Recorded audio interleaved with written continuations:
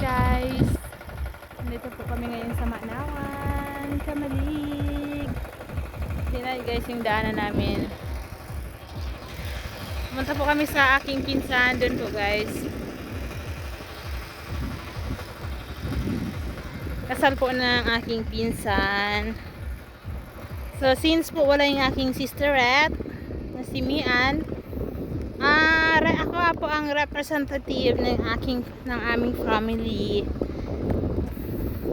Sa mother side po namin, sa mother side. Ang ganda ng ano po dito guys, oh. Ng bagong tanim na palay po. Dito sa side, wala pa. So, tingnan nyo naman guys yung daanan po namin dito. Only here at province po guys. Bicol.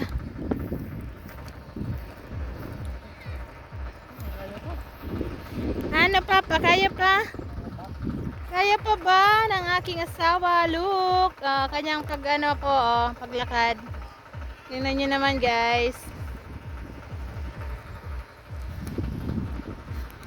So, hanggang dito na lang po guys. At maglalakad na kami para makauwi na. Thank you for watching guys. Please support my videos po.